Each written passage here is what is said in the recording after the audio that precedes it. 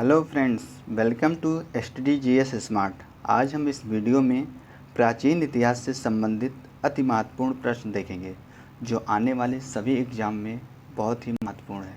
तो चलिए फिर हम क्वेश्चन को देखते हैं। हमारा फर्स्ट क्वेश्चन है कि भारत में प्रागैतिहासिक काल का खोज किसने किया था। ऑप्शन में क्वेश्चन में पूछ रहा है कि भारत में प्रागैतिहासिक काल का खोज किसने किया था। तो हमारा ऑप्शन जो है, फर्स्ट ऑप्शन है अलेक्जेंडर कनिंघम, सेकंड है थॉमसन, थर्ड है रॉबर्ट ब्रूसफुट, फोर्थ है इनमें से कोई नहीं। अगर आप लोग को आंसर पता हो तो आंसर को टिक कीजिए। तो हमारा जो राइट आंसर है वो है थर्ड। कौन सा? थर्ड। रॉबर्ट ब्रूसफुट को भारत में प्रागैतिहासिक काल का जनक माना जाता है। तो चलिए फिर हम इस क्वेश्चन का एक्सप्लेनेशन देख लेते हैं। तो क्वेश्चन का जो एक्सप्लेनेशन है बताया गया है इसमें कि 1863 में रॉबर्ट ब्रूसफुट तमिलनाडु के तमिलनाडु के पल्लावरम में इन्होंने सर्वप्रथम औजारों को खोजा। इसी खोज के लिए रॉबर्ट ब्रूसफुट को भारत में प्रागैतिहासिक खोजों का जनक माना जाता है। तो चलिए फिर हम अगला क्वेश्चन देखते हैं। क्वेश्चन नंबर हमारा सेकंड है कि भारत में सबसे पुराना पासार उपकरण कहाँ से प्राप्त हुआ है। तो ऑप्शन में दिया गया है कि मोहनजोदड़ो, दूसरा दिया गया है चनुदड़ो, थर्ड दिया गया है बोरी महाराष्ट्र में, फोर्थ दिया है मिर्ज़ापुर। तो अगर आप लोग को राइट आंसर पता हो तो बताइए। तो चलिए फिर राइट आंसर हम बताते हैं कि इसका जो राइट आंसर है ऑप्शन थर्ड है। कौन सा? ऑप्शन थर्ड, बोरी महाराष्ट्र। महाराष्ट्र में एक बोरी जगह है जहाँ से सबसे पुराना पाषाण उपकरण प्राप्त किया गया था। तो चलिए फिर क्वेश्चन का एक्सप्लेनेशन देखते हैं। इसमें बताया गया है कि भारत में सबसे पुराना उपकरण, पाषाण उपकरण बोरी महाराष्ट्र में एक स्थान है बोरी से प्राप्त हुआ है जो लगभग 14 लाख वर्ष पुराना है। यह जो उपकरण प्राप्त हुआ है लगभग 14 लाख वर्ष पुराना है। तो चलिए फिर अगला हम क्वेश्चन देखते हैं। क्वेश्चन नंबर हमारा थर्ड है, किस पाषाण काल में आग का ज्ञान था लेकिन उपयोग का ज्ञान नहीं था। क्वेश्चन ध्यान से पढ़िएगा। पूछ रहा है किस पाषाण काल में आग का ज्ञान था लेकिन उपयोग का ज्ञान नहीं था। ऑप्शन में दिया गया है, फर्स्ट ऑप्शन दिया गया है कि पूरा पाषाण काल, सेकंड ऑप्शन दिया गया है मध्य पाषाण काल, थर्ड ऑप्शन दिया गया है नव पाषाण काल, फोर्थ दिया गया है इनमें से कोई नहीं। अगर आप लोग को आंसर पता हो तो आंसर को टिक कीजिए। तो चलिए फिर हम इसका आंसर बताते हैं। तो यहाँ पर जो राइट आंसर है वो है ऑप्शन फर्स्ट। कौन सा? पूरा पाषाण काल। पूरा पाषाण काल में आग का ज्ञान था लेकिन आग का यूज करने का ज्ञान नहीं था। चलिए फिर हम क्वेश्चन का एक्सप्लेनेशन देख लेते हैं। तो इसमें बताया गया है कि पूरा पाषाण काल में आग का ज्ञान था लेकिन उपयोग का ज्ञान नहीं था।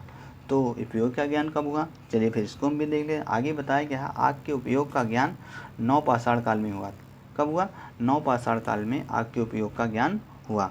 चलिए फिर अगला हम क्वेश्चन देखते हैं। क्वेश्चन हमारा फोर्थ है कि पहला फसल कौन सा खाया गया था। क्वेश्चन पूछ रहा है पहला फसल कौन सा खाया गया था। ऑप्शन में दिया गया है कि पहला ऑप्शन दिया गया है जौ, सेकंड ऑप्शन दिया गया है चावल, थर्ड ऑप्शन दिया गया है गेहूँ, फोर्थ ऑप्शन दिया गया है मक्का। तो चलिए फिर अगर आप लोग को आंसर पता हो तो टिक कीजिए।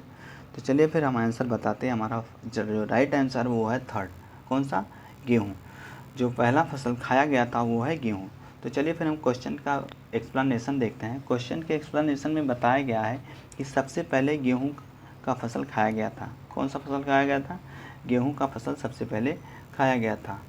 आगे दिया गया है एक्सप्लेनेशन में कि पहला फसल जो जौ उगाया गया था। कौन सा? पहला फसल जो उगाया गया था वो कौन सा था? जौ था। कौन सा? जौ ऐसा फसल था जो पहले उगाया गया था। जौ और गेहूँ के बाद चावल और मक्का आया था। चलिए फिर हम अगला क्वेश्चन देखते हैं। हमारा क्वेश्चन नंबर 5 है कि दुनिया की सबसे व्यवस्थित व्यवस्था कौन सी थी। ऑप्शन में दिया गया है सुमेरियन सभ्यता, सेकंड ऑप्शन दिया गया है मेसोपोटामिया की सभ्यता, थर्ड ऑप्शन दिया गया है हड़प्पा की सभ्यता, फोर्थ ऑप्शन दिया गया है इनमें से कोई नहीं। तो चलिए फिर अगर आप लोग को आंसर पता हो तो टिक कीजिए।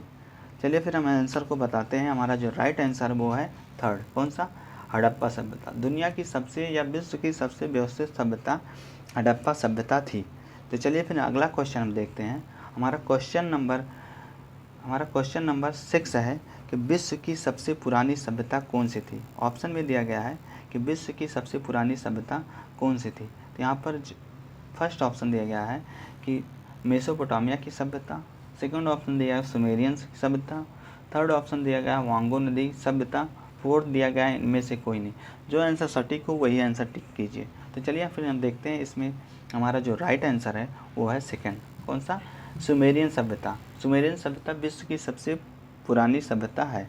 चलिए फिर अगला हम क्वेश्चन देखते हैं। हमारा क्वेश्चन नंबर 7 है कि मिस्र की सभ्यता किस नदी घाट की सभ्यता पर स्थित थी। क्वेश्चन पूछ रहा है मिस्र की सभ्यता किस नदी घाट की सभ्यता पर स्थित थी।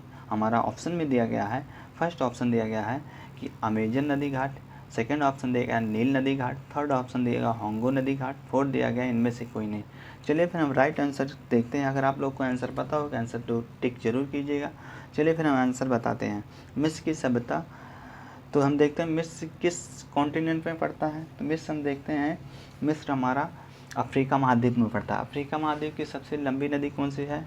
अफ्रीका महाद्वीप की नील नदी सबसे लंबी नदी है। तो यहाँ से पता चलता है कि मिस्र की सभ्यता नील नदी घाट की पर स्थित है। तो हमारा आंसर नंबर 2, ऑप्शन 2 राइट है। चलिए फिर हम अगला क्वेश्चन देखते हैं। हमारा क्वेश्चन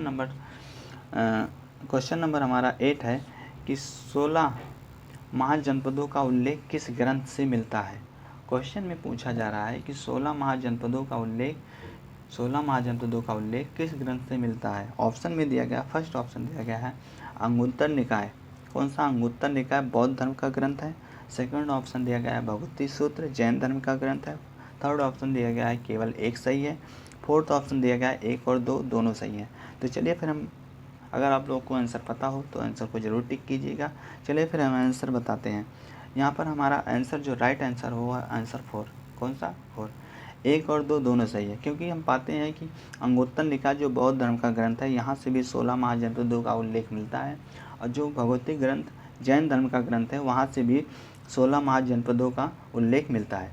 तो चलिए फिर अगला हम क्वेश्चन देखते हैं। हमारा क्वेश्चन नंबर 9 है कि प्राचीन काल में कौशल अवध के अंतर्गत वर्तमान में कौन सा क्षेत्र आते हैं।